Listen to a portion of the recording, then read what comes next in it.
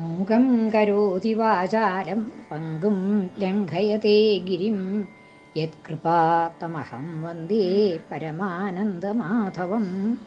ഇന്ന് വിഷ്ണു സഹസ്രനാമത്തിൽ 100-ാമത്തെ ശ്ലോകത്തിൻ്റെ അർത്ഥം പറയാം. ശ്ലോകം: അനന്തരൂപോനന്ദശ്രീർജിതമന്യുർഭയാപഹ ചതുരശ്രോ ഗഭീരാത്മാ വിദിശോ വ്യാദിശോ ദിശ. അനന്തരൂപ എന്ന് ആദ്യത്തെ നാമം. അനന്തരൂപ, അനന്തങ്ങളായിട്ടുള്ള രൂപങ്ങൾ ആർക്കാണോ ഉള്ളത് അദ്ദേഹം അനന്തരൂപൻ എന്ന്. അനന്തങ്ങളായിട്ടുള്ള രൂപങ്ങൾ എന്ന് പറഞ്ഞാൽ ഭഗവാന് രൂപം തന്നെ ഇല്ല എന്നാണ് പറയണത് സ്വതേ, അല്ലേ?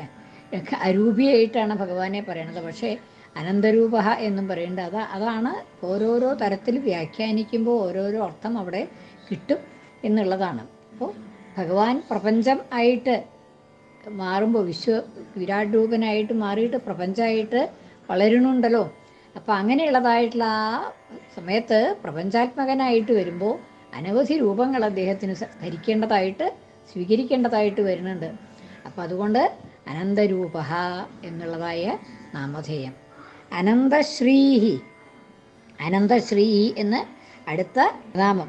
അനന്തമായിട്ടുള്ള ശ്രീ എന്ന് പറഞ്ഞാൽ അവിടെ പരാശക്തിയാണ്. ശ്രീ എന്ന് ഭഗവതി, ശ്രീ ഭഗവതി എന്ന് പറയുന്നത് പരാശക്തിയെ തന്നെയാണ്. ആ ശക്തി സ്വരൂപയായിട്ടുള്ള സ്വരൂപം ആയിട്ടുള്ള ഭഗവതിയെ ആണ് ശ്രീ എന്നും പാർവതി എന്നും സരസ്വതി എന്നും ഒക്കെ പറയണത് ആ പരാശക്തിയെയാണ്. പ്രപഞ്ചശക്തി ആയിട്ടുള്ള പ്രകൃതി എന്നോ മായ എന്നോ പ്രകൃതി എന്നോ ഒക്കെ പറയണതായിട്ടുള്ള ആ ശക്തിയെ പല നാമങ്ങളെ കൊണ്ട് പറയുന്നുണ്ട്. ആ പരാശക്തിയെ, ആ ശക്തി പരയായിട്ടുള്ള ആ ശക്തി അത് അനന്തമായിട്ടുള്ള രൂപത്തെ ധരിക്കണു എന്നുള്ളതാണ്. പ്രപഞ്ചത്തിൻ്റെ മുഴുവൻ രൂപത്തിൽ അനന്തങ്ങളായിട്ടുള്ള രൂപങ്ങൾ ഭഗവാൻ വഹിക്കുന്നുണ്ട്.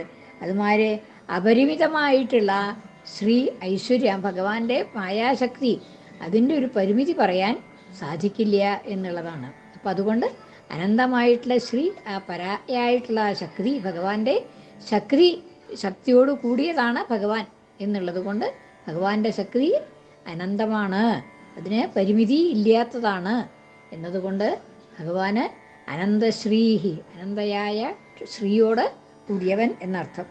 അനന്തശ്രീഹി.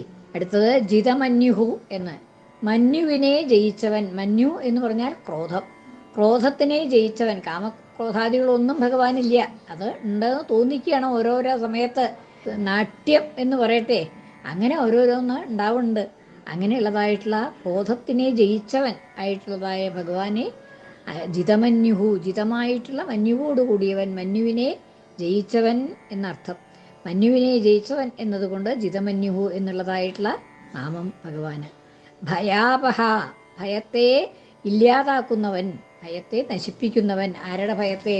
ഭക്തന്മാരുടെ ഭയത്തെ, സംസാര മൂലമായിട്ടുണ്ടാകുന്ന ഭയത്തെ, സംസാരത്തിനെക്കുറിച്ച് മനുഷ്യർക്ക് ഭക്തന്മാർക്കുണ്ടാകുന്നതായിട്ടുള്ള ഭയത്തെ ഇല്ലാതാക്കുന്നു എന്നുള്ളത് കൊണ്ട് ഭയാപഹ എന്നുള്ളതായ നാമധേയം. ഭയത്തെ ഇല്ലാതാക്കുന്നവൻ.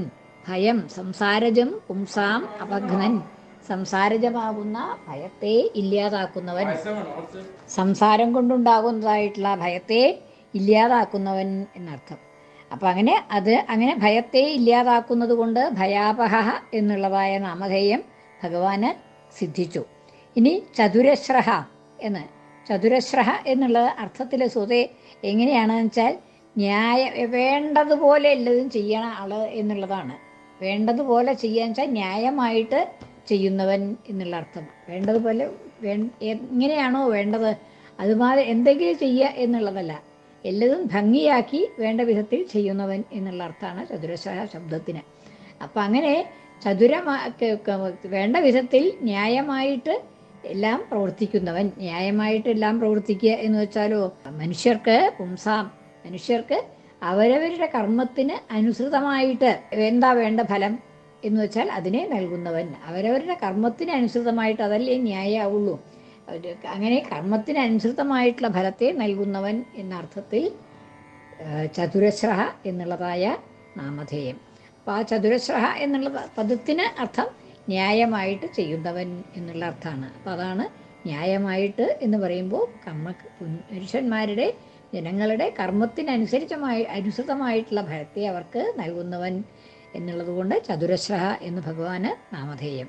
ഗഭീരാത്മാ, ഗഭീരമായ സ്വരൂപത്തോടു കൂടിയവൻ. അവിടെ ആത്മശബ്ദം മറ്റേ അർത്ഥത്തിലല്ല, സ്വരൂപം എന്നുള്ള അർത്ഥത്തിലാണ്.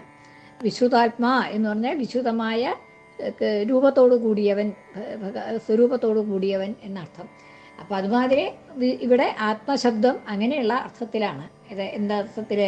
സ്വരൂപത്തോടു കൂടിയവൻ എന്താണ് സ്വരൂപം ഇവിടെ? ഗഭീരമായ ആത്മാവോട് കൂടിയവൻ. ഗഭീരമായ എന്ന് വെച്ചാൽ ആഴമുള്ള എന്ന് വെച്ചാൽ ശക്തമായിട്ടുള്ള ആത്മാവോട് കൂടിയവൻ, സ്വരൂപത്തോട് കൂടിയവൻ എന്നർത്ഥം. ഗഭീരമായ ഭഗവാന്റെ ആത്മാവ് അല്ലെങ്കിൽ ചിത്തം പരിച്ഛേദിക്കുവാൻ അസാധ്യമാണ്. അത് അളക്കാനായിട്ട് ആർക്കും സാധ്യമല്ല. എത്ര ആളുണ്ട് അതിന് എന്ന് പറയാൻ പറ്റില്ല. അത്രയുള്ളതായിട്ടുള്ള പരിച്ഛേദിക്കുവാൻ അതിന് പരിമിതി ഇല്ലാത്തത് കൊണ്ട്, ഭഗവാന്റെ ആത്മാവിന് അല്ലെങ്കിൽ മനസ്സിന് പരിമിതി ഇല്ലാത്തത് കൊണ്ട് ഭഗവാനെ ഗഭീരാത്മാ, ഗഭീരമായിട്ടുള്ള ആത്മാവോട് കൂടിയവൻ എന്ന് പറയുന്നു. ഗഭീരാത്മാ. ഇനി വിദിശഃ, വിവിധാനി ഫലാനി അധികാരിഭ്യഃ വിശേഷേണ ദിശതി ഇതി. വിശേഷേണ ദിശതി ഇതി വിദിശഃ. പ്രത്യേകിച്ചും കൊടുക്കുന്നു, വിശേഷമായിട്ട് ദിശതി നൽകുന്നു എന്നതുകൊണ്ട് വിദിശഃ. എന്തിനെ നൽകുന്നു? വിവിധാനി ഫലാനി, വിവിധങ്ങളായിട്ടുള്ള ഫലങ്ങൾ അതാതിൻ്റെ അധികാരികൾക്ക്. ഓരോരോ പ്രവൃത്തി ചെയ്യുമ്പോൾ അതാത് ചെയ്യുന്ന ആളാണ് അധികാരി എന്നുള്ളത്. ഞാൻ എന്നെ കർമ്മം ചെയ്യുമ്പോൾ ഞാൻ അതിൻ്റെ ഫലത്തിന് അധികാരിയായിട്ട് വരുന്നു. അങ്ങനെ ഓരോരോ കർമ്മം ചെയ്യുന്നവർക്ക് അവരവരുടെ കർമ്മത്തിന് അനുസൃതമായിട്ടുള്ള ആ അധികാരികൾക്ക് അതിൻ്റെ കർമ്മത്തിന് അനുസൃതമായിട്ടുള്ള ഫലത്തെ നൽകുന്നു. വിവിധങ്ങളായിട്ടുള്ള ഫലത്തെ, എല്ലാവർക്കും ഒന്നും തന്നെയല്ല, അങ്ങനെ വിവിധങ്ങളായിട്ടുള്ള ഫലത്തെ നൽകുന്നു എന്നുള്ളത് കൊണ്ട് വിദിശഃ എന്ന് നാമധേയം. ഇനി വ്യാദിശഃ എന്ന് ഇന്ദ്രാദികൾക്ക് അവരവരുടെ കർമ്മങ്ങളെ ആദേശം ചെയ്തു കൊടുക്കുന്നു, കൽപ്പിക്കുന്നു, ശാസിക്കുന്നു എന്നുള്ളത് കൊണ്ട് വ്യാദിശഃ.